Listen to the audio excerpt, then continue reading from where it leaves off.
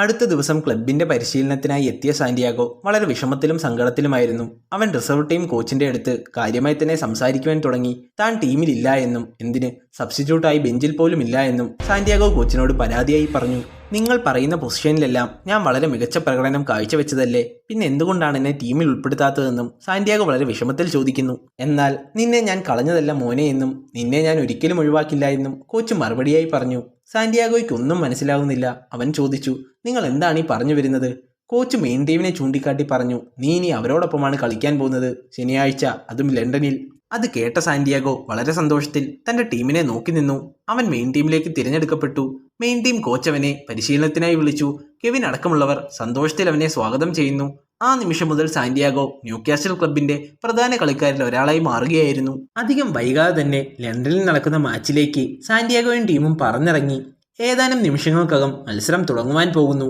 ഗ്രൗണ്ടിലേക്ക് ഇരു ടീമുകളും കളിക്കാനായി ഇറങ്ങി. അടുത്ത നിമിഷം തന്നെ കളി ആരംഭിച്ചു. കളി തുടങ്ങി കുറച്ച് നിമിഷങ്ങൾക്കുള്ളിൽ തന്നെ ഗെവിൻ ഹാരിസണ് ഗോളടിക്കാൻ ഒരു അവസരം ലഭിക്കുന്നു. എന്നാൽ അയാൾ അത് പാഴാക്കി കളഞ്ഞു. കളി കണ്ടുകൊണ്ട് നിന്ന കാണികളും ഫാൻസുമെല്ലാം അവനെ കുറ്റപ്പെടുത്തുവാൻ തുടങ്ങി. ഇതിനിടയിൽ മറ്റൊരു സംഭവമുണ്ടായി.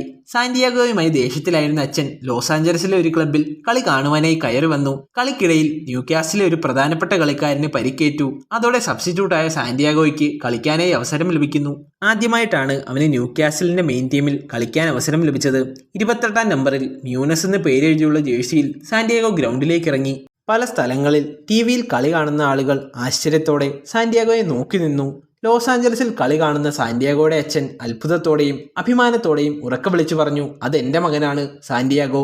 അവിടെ ഉണ്ടായിരുന്ന ഒരു ന്യൂകാസിൽ ആരാധകൻ അച്ഛനെ ബാറിലെ കസേരയിലിരുത്തി. സാന്റിയാഗോ കളിക്കാനായി ഇറങ്ങുന്നത് അവന്റെ കാമുകി റോസും ഹോസ്പിറ്റലിൽ ഇരുന്ന് കാണുന്നുണ്ടായിരുന്നു. തന്റെ മാന്ത്രികമായ കളിശൈലി കൊണ്ട് എതിരാളികളെ വട്ടം കറക്കാൻ തുടങ്ങി സാന്റിയാഗോ. മികച്ച രീതിയിലുള്ള അവന്റെ ബോൾ കൺട്രോളും സ്കില്ലുമെല്ലാം കാണികളെ അതിശയപ്പെടുത്തി. സാന്റിയാഗോയെ പിടിച്ചു നിർത്താനാകാതെ എതിർ ടീമിലെ കളിക്കാരൻ പെനാൽറ്റി ബോക്സിൽ വെച്ച് സാന്റിയാഗോയെ ഫൗൾ ചെയ്തു. അടുത്ത നിമിഷം തന്നെ റഫറി പെനാൽറ്റി വിളിക്കുകയും ചെയ്തു. ആ പെനാൽറ്റി കിക്ക് എടുക്കാനായി വന്നത് ഗെവിൻ ഹാരിസ് ആയിരുന്നു. അതിഗംഭീരമായ രീതിയിൽ ഗെവിൻ പെനാൽറ്റി കിക്കിലൂടെ ഗോൾവേല കുലുക്കി. അങ്ങനെ ന്യൂകാസിൽ കളിയിൽ മുൻതൂക്കം നേടി. അന്നത്തെ കളിയിൽ ന്യൂകാസിലിന് ഗംഭീര വിജയം ലഭിച്ചു. ആ മത്സരത്തോടെ സാന്റിയാഗോ വലിയ രീതിയിൽ ശ്രദ്ധിക്കപ്പെട്ടു തുടങ്ങി. അന്ന് വൈകുന്നേരം ഗ്യാവിനൊപ്പം സാന്റിയാഗോ പതിവ് പോലെ പബ്ബിലേക്ക് പോയി. പബ്ബിൽ വെച്ച് കുറേ പെൺകുട്ടികളുടെ ഇടയിലേക്ക് ഗ്യാവിൻ സാന്റിയാഗോയെ കൂട്ടിക്കൊണ്ടുപോയി. അവനെ അവരുടെ ഇടയിലേക്ക് തള്ളിയിട്ട് കുറേ ചിത്രങ്ങൾ പകർത്തി. സാന്റിയാഗോയ്ക്ക് അതൊന്നും തീരെ താല്പര്യമുണ്ടായിരുന്നില്ല. എങ്കിലും കൂട്ടുകാരുടെ സന്തോഷത്തിന് അവൻ നിന്നുകൊടുത്തു. പിറ്റേന്ന് സാന്റിയാഗോയെ മാനേജർ തന്റെ റൂമിലേക്ക് വിളിച്ചു വരുത്തി.